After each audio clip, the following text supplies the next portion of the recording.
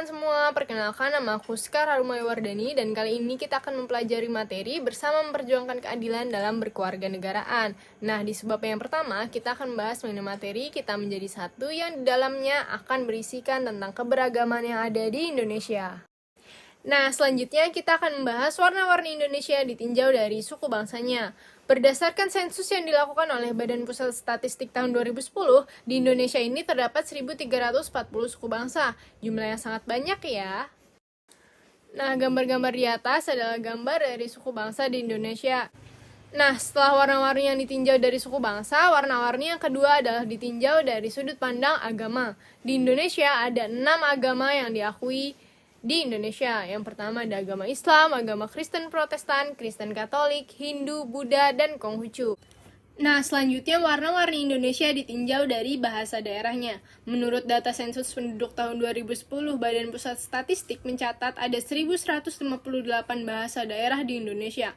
Nah, bahasa-bahasa daerah tersebut merupakan kekayaan budaya yang harus kita jaga kelestariannya, yaitu dengan cara tetap menjaga penggunaannya dan mempelajarinya dari waktu ke waktu. Selanjutnya, adat istiadat yang berkembang dalam masyarakat Indonesia sangatlah beragam, mulai dari tradisi makanan, pakaian, norma sopan santun, pengelolaan alam, mata pencaharian, bentuk rumah, dan lain-lain karena perbedaan wilayah tempat tinggalnya. Indonesia sangat kaya akan jenis makanan, oleh sebab itu Indonesia juga dikenal sebagai surganya kuliner dunia. Jenis makanan yang ada di Indonesia belum tentulah ada di negara-negara lain. Kita sebagai bangsa Indonesia patut bangga dengan keragaman adat istiadat, termasuk keragaman jenis makanannya. Nah, teman-teman juga bisa lihat nih, di atas adalah contoh-contoh dari kuliner khas Nusantara. Yang pertama ada onde-onde, gudeg, klepon, mie bancir, es pisang ijo, dan yang terakhir ada lontong mie. Kebinekaan bangsa Indonesia tidak hanya bisa ditinjau dari makanan tradisional loh. Selain makanan tradisional, kebinekaan bangsa Indonesia bisa dilihat dari pakaian adatnya. Nah, di contoh ini, yang pertama ada pakaian adat Jawa Timur. Pakaian adat Jawa Timur yang ada di gambar ini merupakan pakaian adat pesaan yang sebenarnya merupakan pakaian adat khusus masyarakat Madura.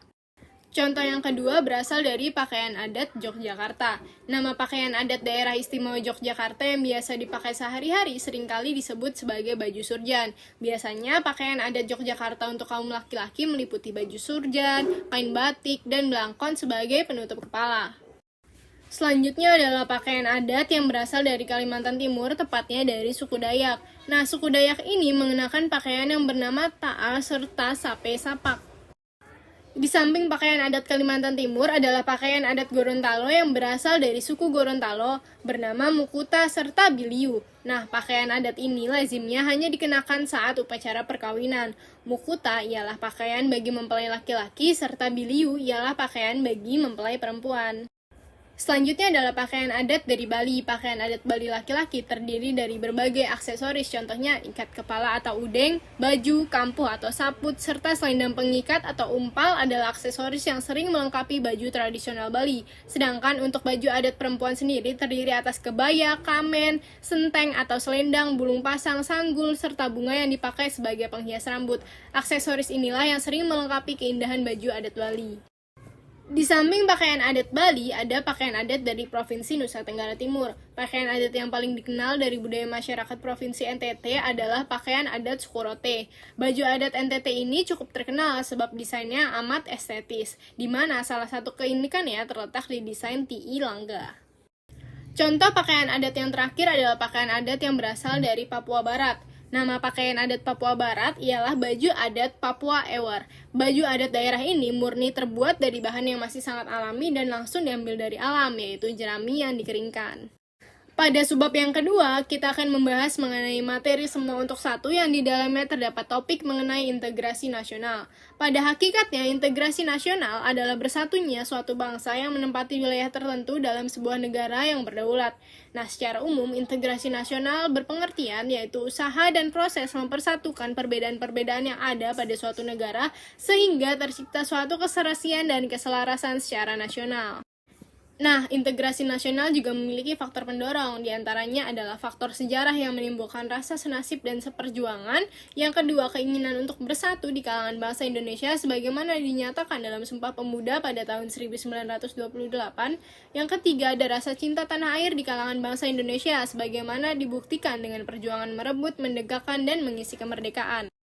Yang keempat, rasa rela berkorban untuk kepentingan bangsa dan negara sebagaimana dibuktikan oleh banyak pahlawan bangsa Indonesia yang gugur di medan perjuangan. Dan yang terakhir adalah kesepakatan atau konsensus nasional dalam perwujudan proklamasi kemerdekaan, Pancasila, dan Undang-Undang Dasar Negara Republik Indonesia tahun 1945, bendera merah putih, lagu kebangsaan Indonesia Raya, dan bahasa kesatuan bahasa Indonesia.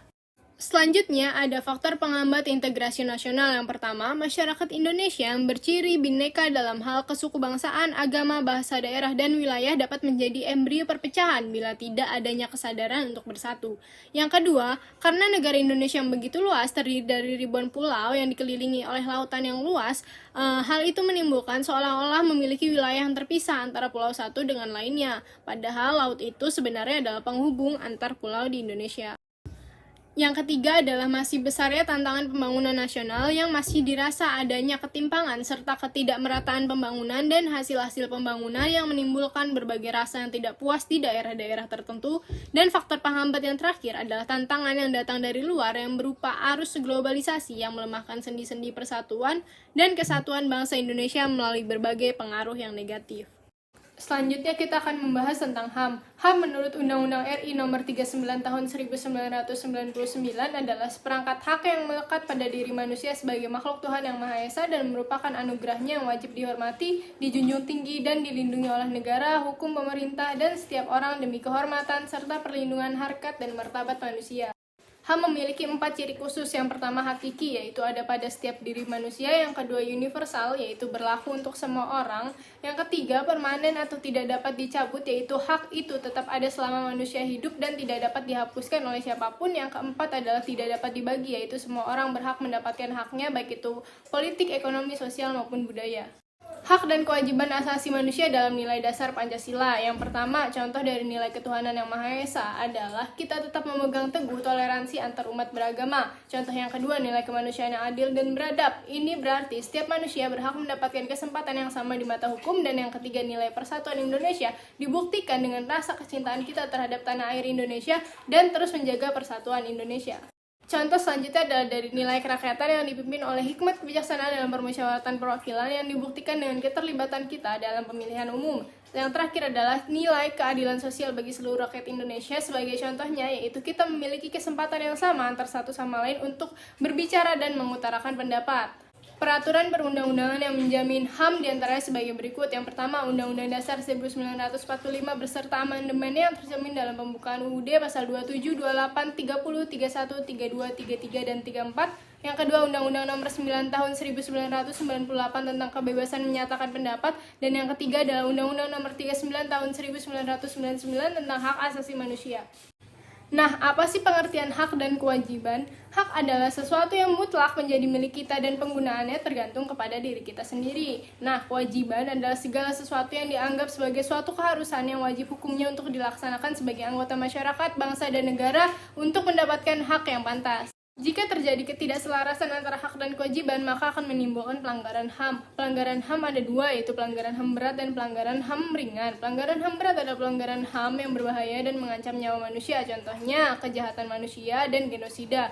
Nah, pelanggaran HAM ringan adalah pelanggaran HAM yang tidak mengancam keselamatan jiwa manusia tetapi berbahaya jika tidak ditanggulangi, contohnya kelalaian dalam pemberian pelayanan kesehatan dan pencemaran lingkungan yang sengaja. Faktor internal yang menyebabkan pelanggaran HAM meliputi tidak seimbangnya pelaksanaan hak asasi dan kewajiban asasi, belum adanya kesamaan mengenai konsep HAM, sikap individualisme, kurangnya kesadaran tentang HAM, dan rendahnya sikap toleransi. Sedangkan faktor eksternalnya meliputi lemah dan kurang berfungsinya lembaga-lembaga penegak hukum, penyalahgunaan kekuasaan, penyalahgunaan kemajuan teknologi, dan kesenjangan sosial ekonomi. Demokrasi. Kata demokrasi berasal dari bahasa Yunani demos yang berarti masyarakat dan kratos yang berarti aturan. Nah, demokrasi adalah pemerintahan yang berasal dari rakyat, oleh rakyat, dan untuk rakyat.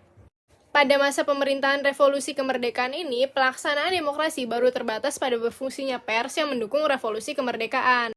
Pada masa demokrasi ini, ada hal mendasar yang ditinggalkan bagi perkembangan demokrasi di Indonesia untuk masa selanjutnya. Yang pertama adalah pemberian hak-hak politik secara menyeluruh tanpa adanya diskriminasi yang bersumber dari ras, agama, suku, dan kedaerahan. Kedua, presiden secara konstitusional ada kemungkinan untuk menjadi seorang diktator. Oleh karena itu dibatasi dengan Komite Nasional Indonesia Pusat yang dibentuk untuk menggantikan parlemen. Ketiga, maklumat wakil presiden yang memungkinkan terbentuknya sejumlah partai politik dan kemudian menjadi peletak dasar bagi sistem kepartaian di Indonesia. Pada periode 1949 sampai dengan 1959, negara kita menganut demokrasi parlementer. Nah, masa demokrasi parlementer ini merupakan masa kejayaan demokrasi di Indonesia karena hampir semua elemen demokrasi dapat kita temukan perwujudannya dalam kehidupan politik di Indonesia. Pada demokrasi ini, presiden hanya berperan sebagai kepala negara, bukan kepala pemerintahan. Kepala pemerintahannya dijabat oleh seorang Perdana Menteri. Selanjutnya, Presiden Soekarno mengeluarkan dekret presiden pada tanggal 5 Juli 1959 yang menyatakan pembubaran Dewan Konstituante dan kembali kepada Undang-Undang Dasar 1945. Nah, dekret ini mengakhiri era demokrasi parlementer yang kemudian membawa dampak besar dalam kehidupan politik nasional. Era baru demokrasi ini kemudian disebut sebagai demokrasi terpimpin oleh Presiden Soekarno. Karakteristik utama dari demokrasi terpimpin yang pertama adalah mengaburnya sistem kepartaian yang merupakan elemen penopang dari tarik ulur kekuatan antara lembaga kepresidenan, Angkatan Darat, dan Partai Komunis Indonesia. Yang kedua, terbentuknya DPR-GR, yaitu Dewan Perwakilan Rakyat Gotong Royong, dan yang ketiga adalah hak dasar manusia menjadi sangat lemah. Visi utama pemerintahan Orde Baru adalah melaksanakan Pancasila dan Undang-Undang Negara Republik Indonesia 1945 secara murni dan konsekuen. Era ini disebut dengan demokrasi Pancasila. Selama Orde Baru, pemerintah berhasil menyelenggarakan 6 kali pemilu, yaitu pada tahun 1971, 1977, 1985, 1987, 1992, dan 1997. Pada era ini, pelaksanaan demokrasi tidak sepenuhnya terwujud karena kebebasan pers, kebebasan berpendapat menjadi barang langka dan mewah. Pelaksanaan nilai-nilai Pancasila secara murni dan konsekuen hanya dijadikan alat politik penguasa. Pada Kamis tanggal 21 Mei 1999, Soeharto bertempat di Istana Merdeka Jakarta menyatakan berhenti sebagai presiden dan menggunakan pasal 8 UUD 1945 untuk mengatur agar wakil presiden Habibie disumpah sebagai penggantinya di hadapan Mahkamah Agung. Pada masa ini telah diwujudkan beberapa indikator pelaksanaan demokrasi di Indonesia. Yang pertama adalah diberikannya ruang kebebasan pers sebagai ruang publik untuk berpartisipasi dalam kebangsaan dan kenegaraan. Kedua, diberlakukannya sistem multipartai di dalam pemilu 1999. Di masa reformasi, kebebasan masyarakat dalam melakukan pengawasan terhadap pemerintah semakin terbuka. Demokrasi tidak sekadar menjadi identitas, tetapi diupayakan diterapkan secara total oleh pemerintah. Nah, Indonesia adalah negara hukum. Negara hukum artinya negara kesatuan Republik Indonesia diselenggarakan berdasarkan hukum. Hukum tersebut diwujudkan dalam bentuk peraturan perundang-undangan yang harus ditaati oleh seluruh penyelenggara negara dan warga negara Indonesia. Selanjutnya adalah materi mengenai neraca keadilan. Nah, ini adalah perbedaan peradilan dan pengadilan. Peradilan menunjuk pada proses mengadili, sedangkan pengadilan merupakan salah satu lembaga dalam proses tersebut. Sistem peradilan di Indonesia digolongkan dalam apa yang dinamakan sistem kontinental, yang ditandai dengan adanya lembaga kasasi oleh badan pengadilan tertinggi. Sistem peradilan Indonesia juga ditandai dengan tidak dikenalnya peradilan juri. Dalam peradilan juri, ada orang-orang awam ikut duduk sebagai hakim dan ikut memutusi perkaranya. Sistem yang paling menyerupai sistem peradilan Indonesia adalah sistem peradilan Belanda, yang juga hanya mengenal majelis hakim yang terdiri atas ahli sarjana hukum.